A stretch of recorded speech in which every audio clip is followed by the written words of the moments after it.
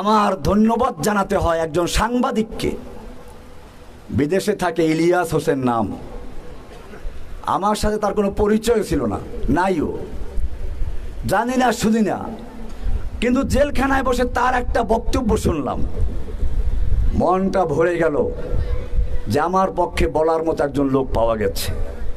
অবশ্য তারপরে অনেকেই বলেছে, আল্লাহর নবী সাল্লাল্লাহু আলাইহি ওয়াসাল্লাম যখন লা ইলাহার ঘোষণা করলেন, সব নেতারা খেপে গেল, সব বন্ধুরা বিপক্ষে চলে গেল, একটা লোক পক্ষে দাঁড়াতে পারলো না।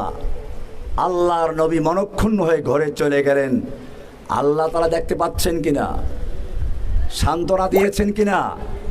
তাব্বাত ইয়াদা আবি লাহাবিন ওয়া তাব্বা। আমার ভাইয়েরা, শুধু এখানেই নয়, আপনাকে মনে রাখতে হবে, এই কাজ করতে গেলে, আল্লাহর নবীর সুন্নাহ মানতে গেলে, আপনি পাতলা ফিনফিনে জামা গায়ে দিয়ে আতর গোলাপ পরে বসে থাকতে পারেন, আর মনে মনে ভাবলেন আমাদের হুজুর তো জেলখানায় যায় না, ওরা আমাদের হুজুরের বদদোয়ায় জেল চলে গেছে।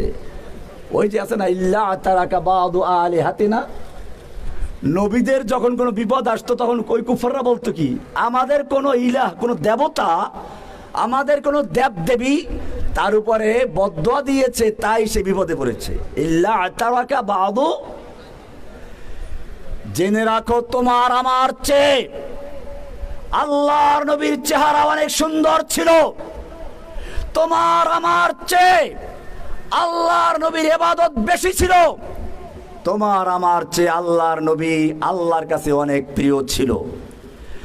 আল্লাহর নবী রাস্তায় চলতে গেলে মেঘমালা এসে ছায়া দেয়, নবীর উপর দিয়ে কেউ চলতে গেলে ওহী নাযিল হয়ে যায়। লা তুকদ্দিমু বাইনা ইয়াদাইল্লাহি ওয়া রাসূলিহি, খবরদার নবীর সামনে কেউ চলতে যেও না, নবীর চেয়ে জোরে কেউ কথা বলতে যেও না।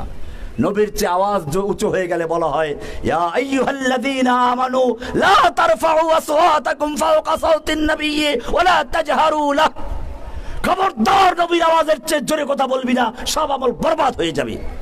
কি ভালোবাসা দেখেছেন! শুধু এ পর্যন্তই নয়।